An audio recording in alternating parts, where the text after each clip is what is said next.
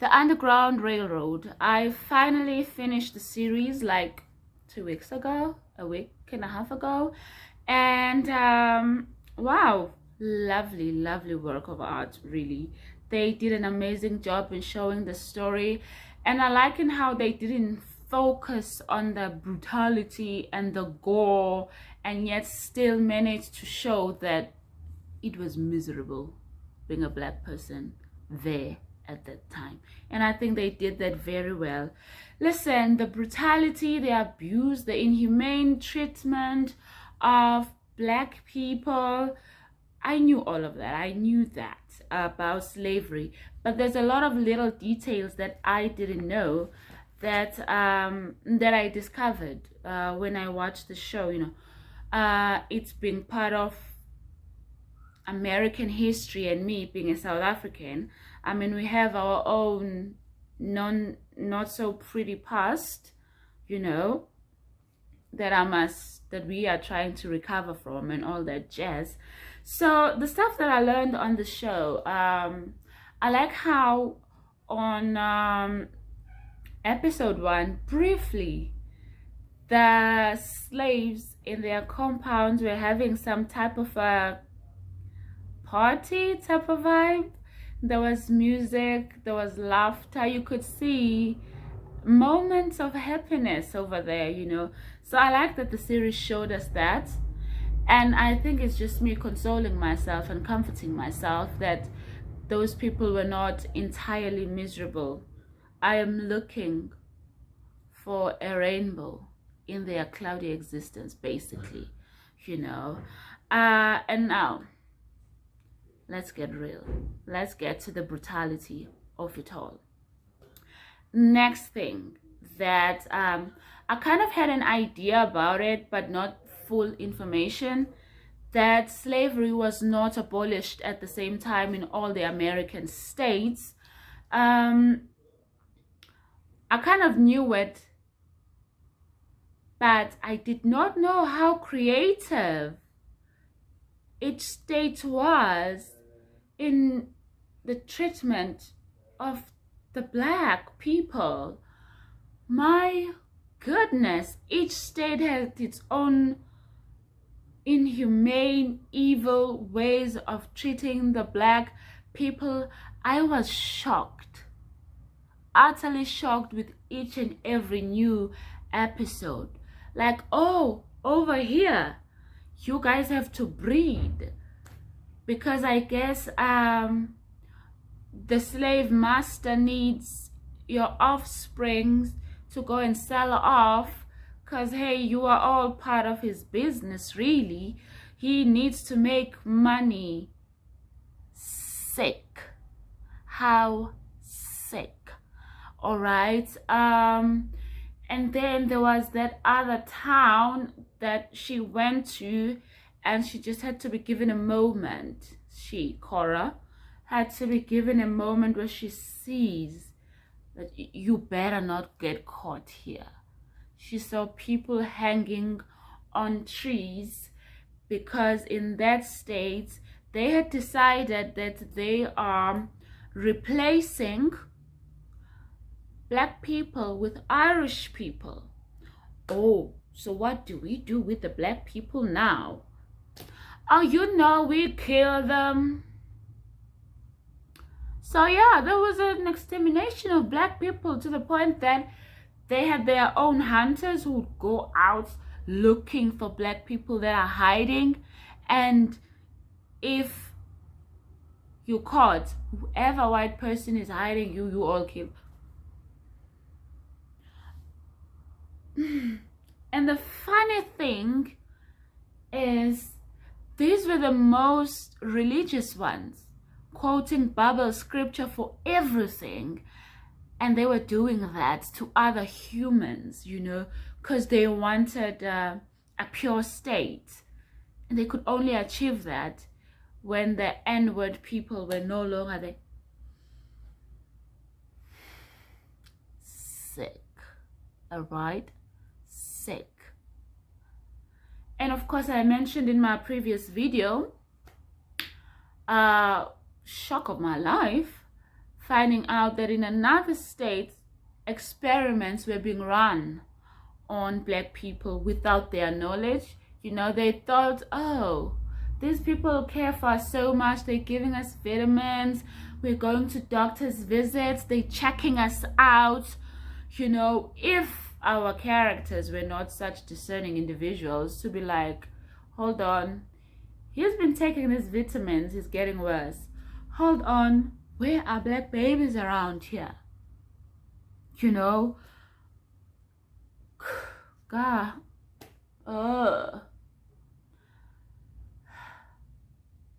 sickening, really sickening.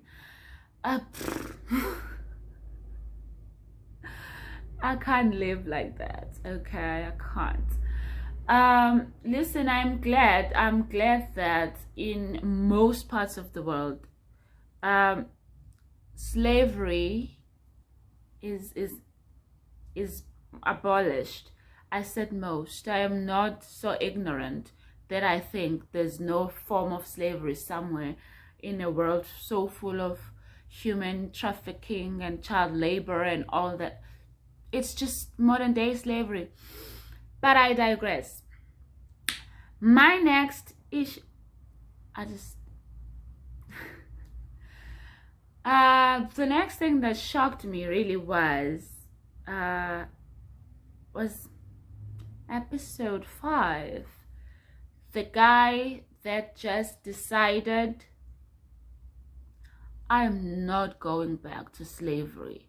I've been caught, yes, but does he think I'm going back to slavery? No. That man decided to starve himself to death. I ended up Googling. I Googled, who is this? I wanted to see his actual body size, because he got so small. Listen, they did the job. I felt that. And it got me thinking, how many others in the history of slavery that actually did that? That in one way or another, they decided, you know what? I got away for a couple of hours, a couple of days, weeks, however long. They've caught me. But Lord is my witness, I'm not going back to slavery. I'm going to take my own. I wonder how many of them did that. And, okay, I don't want to know how they did it. But I just kind of wonder if there is history captured somewhere of how many Black people chose death than to go back to slavery, you know.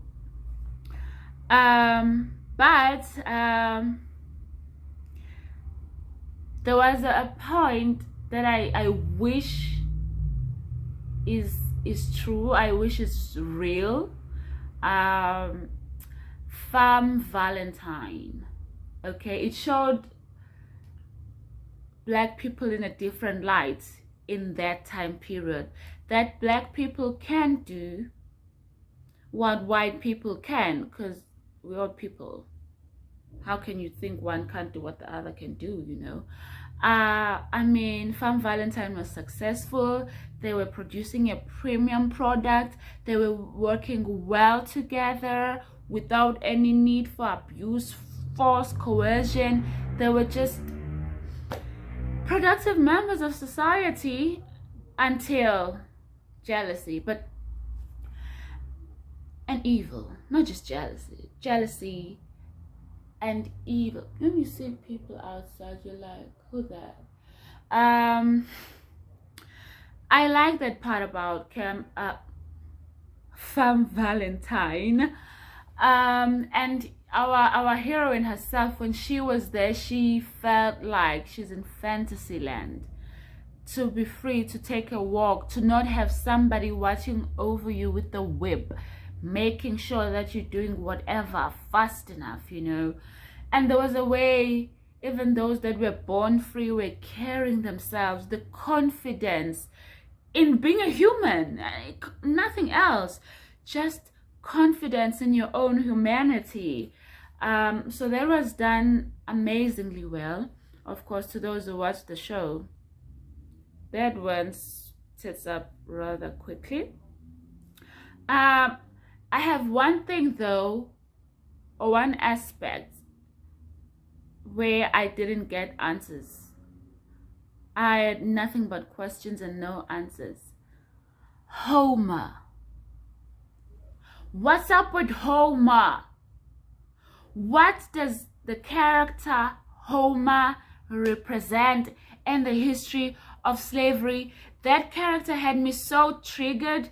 And okay, the starving man, I could Google and try to put one and one together, you know, but the character Homer, I don't even know what to put in my search when I'm Googling. What does the character Homer represent? Here we have this little black boy being so loyal to the worst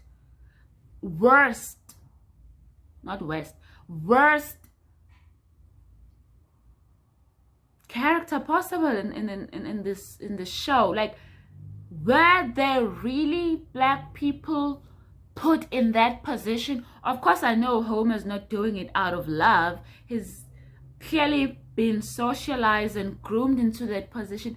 That little boy didn't flinch for nothing during whippings, hunting down Cora, everything. He thinks he's white. He thinks he's a slave catcher. So I really, really wonder what he represented in the entire history of slavery, you know. And also his relationship with Ridgway is the only good relationship that Ridgway has. Like, Ridgway trusts Homer, cares for Homer, depends on Homer. Like, Homer is the same way with Ridgway. They got each other's back. They've defended each other.